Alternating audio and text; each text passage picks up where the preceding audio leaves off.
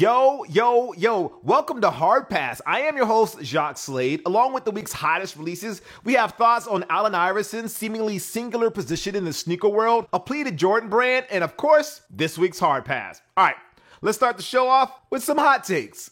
A federal judge has granted Vans a temporary restraining order against Mischief, prohibiting the collective from selling their Wavy Baby collab sneaker with Tyga that looks like a pair of Vans old school kicks that went through a mocking SpongeBob meme generator. I can't front, I actually had some mild interest in the Wavy Baby and thought Vans would let the parody slide. For the next sneaker, they should put LED lights on some Yeezy 350s and sell them in the middle of the mall. Ye and Adidas don't seem to care.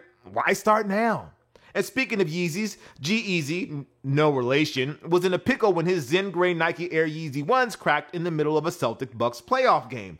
Thankfully, he just so happened to have a pair of Union Air Jordan 2s ready to go for a totally organic mid-game swap. You know, it was a little funny and endearing when DJ Khaled had a pillow for his Virgil Abloh Louis Vuitton Air Force Ones, but if stunts like this become the new trend, you know some TikToker or reseller is going to take it too far in a few weeks and post a literal sneaker throne courtside. Thanks, Proto Jack Harlow. LeBron James was spotted wearing Crocs in Dubai. People who don't care posted, "We don't care" comments. Man, what are you guys going to do when he retires? Pick on Giannis, Tatum, Luka? Enjoy hating on Bron while he's still around. It's going to be pretty sad and weird when you start turning on LaMelo and Trey. An inventive golfer on TikTok put an Apple AirTag inside of a ball and had his dad use it to see if the ball is playable and the tag works. Yeah, that's cool golf content. And maybe someday a Titleist or a TaylorMade put something similar in their products so we never lose a ball in the woods again. And no, just because tags are cool in this instance, it doesn't excuse any of you who walk around with StockX tags on your sneakers. Congrats to T. Morant, Jaws Pops, who found his long-lost twin last week. Always nice to see families reunite, although I get the feeling T doesn't need to work too hard to figure out what his brother's been up to. He's got some confessions out there, 2 parts even. His chick on the side says she's got one on the way and whatnot. And also, he's not LeVar Ball, people. Stop it, please. Diego Maradona's Hand of God jersey from the 1986 World Cup has sold at auction for a record $9.28 million, despite protests from Maradona's family about its authenticity and attempts by Argentina's Soccer Federation to halt the auction. Spoiler alert, Argentina, it was me. It was me all along. Yes, I paid $9.28 million for the jersey, and I plan to put it in the background of my videos. But don't worry, I'll be happy to sell you a picture of the jersey as an NFT for, let's say $19.28 million, and you will have full rights to the picture both in the real world and the metaverse. And make sure your Snapchat app is up to date because I will also throw in an exclusive filter for free. Oh, and if you sell the NFT in the future, I get 10% cut because that's how it works, right, NFT people? Let me know if I scammed Argentina the right way in the comments. Since we're on the topic of NFTs, here's a follow-up to last week's show when we talked about the Nike Dunk Genesis NFTs. At the time, the base sneakers were being sold for prices well below the cost of the original mystery box. Well, flash forward a week later, and the evolved version that used the vials from the box are selling for way above the cost of the mystery box, and the base sneakers are going for a lot of Ethereum as well. Good for you if you were able to cash in. But if you're in it for the long haul or putting all your eggs in the digital basket, I'm still skeptical about that. Wake me up when I can wear the colorway that makes me look like a character from Kid Icarus. I'm just saying. And before we move on to the next segment, we here at Hard Pass would like to express our deepest condolences to the family and friends of Peter Moore, a true titan in the sneaker world. Last week, he passed away at the age of 78. Moore was Nike's first creative director and designed 2 of the most iconic sneakers ever made, the Air Jordan 1 and the Nike Dunk. In addition to crafting ad campaigns and designing sneakers for the brand, he was also the man who turned a very cool photo of Michael Jordan soaring through the air into the legendary Jumpman logo. Later in his career, Moore would go on to work for Adidas, where he would leave just as large of an imprint as he did with Nike. He helped create the Adidas EQT line along with former Nike exec Rob Strasser and the mountain variant of the 3 stripes logo. It should go without saying that sneakers, and by proxy, sneaker culture, would look a lot different today without Moore's work and influence.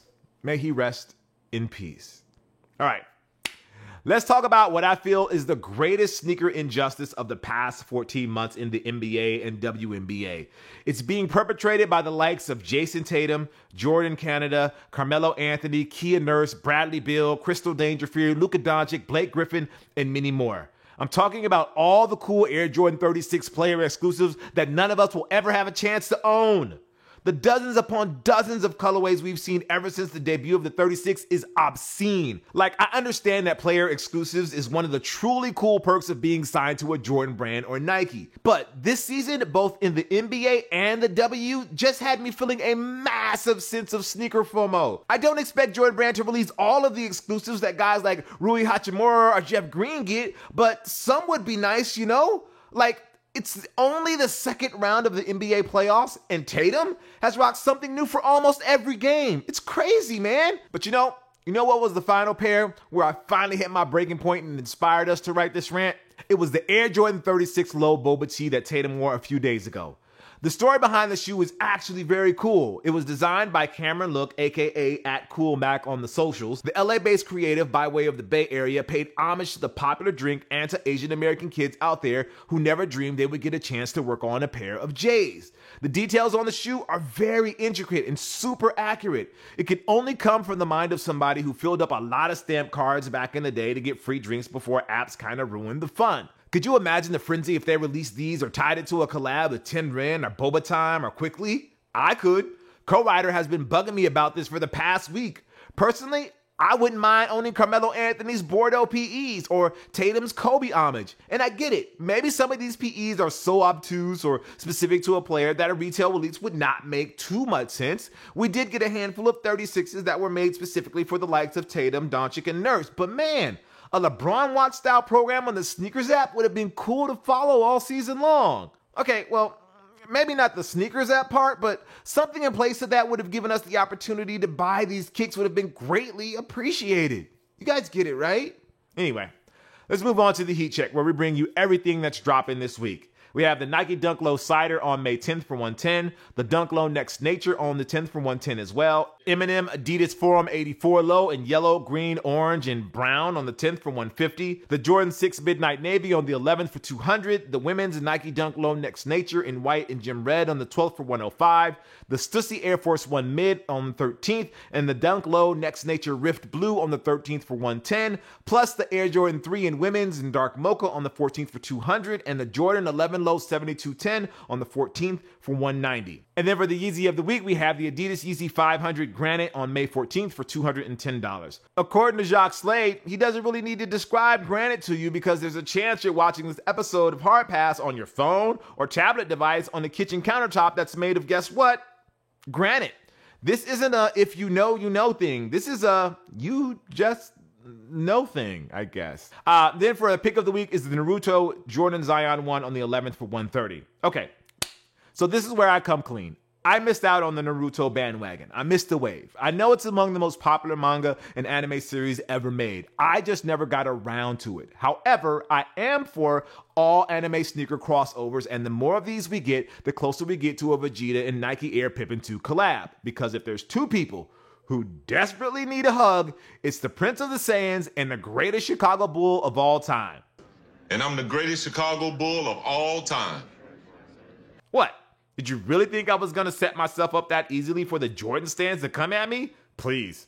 He said it. All right. Now for a heat check on the Reebok Question, aka the most iconic sneaker that we all know that looks like another iconic sneaker that Allen Iverson wore during his college days. It's one of those quirks about the sneaker world that nobody really talks about for one reason or another. Well, maybe now's the time to talk about it because, man, Reebok is really laying the subtext on thick with a pair of new colorways that just dropped. First, we got a Question mid and kid sizes in white and pink that includes a positive self-care message. Unlike previous white and pink versions of the Question that only covered the toe in the vibrant color, this new release has shiny pink wrapped around the toe and mudguard. Following that up is a collab release with artist Tyrell Winston that's about as subtle as Drake following your girl on Instagram for jokes. I mean, can we just pull up a picture of the shoes side by side?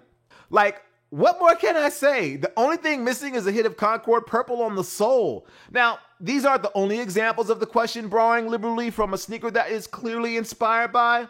There's the Question Made Gridiron that also doubles as a Georgetown colorway a few years back. And in 2015, as a part of an all-star pack, there was a pack of shoes in S&S collab that looks similar to Winston's version, but with different materials. Anyway, I'm sure there's reason why this has never been brought up. The reason I want to believe is that the other company has nothing but love and respect for Allen Iverson and thus has never tried to yuck Reebok's yum. And you know, if for whatever reason AI decided to move on from Reebok, maybe this goodwill gesture or lack of legal action could result in a big-time coup. It could also be the reason why AI has carte blanche to wear non-Reebok sneakers, most notably sneakers worn by his all-time favorite player. In other words, Reebok lets AI do what Ye wishes Adidas let him do without drama. No one says anything, no one brings it up, and everybody just moseys along like everything is cool. And I gotta say, if anybody's earned that right, it's Allen freaking Iverson. All right, it's time for this week's Hard Pass, where we take a look at something in the culture that just needs to go, like the release of the Nike Kobe 6 Mambacita Sweet 16. Last week, Nike announced that the long-awaited sneaker that pays homage to the late Gianna Bryant would drop on what would have been her 16th birthday on May 1st.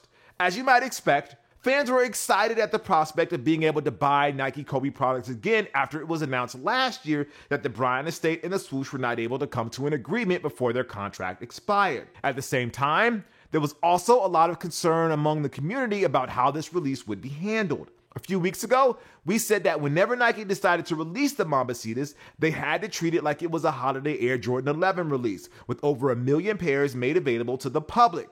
I even advocated for Nike to flood the market with them so that anyone who wanted a pair was able to do so. I truly believe they could have mass-produced them like they do general release Monarchs and Air Force Ones, and they would have sold through most, if not all of them.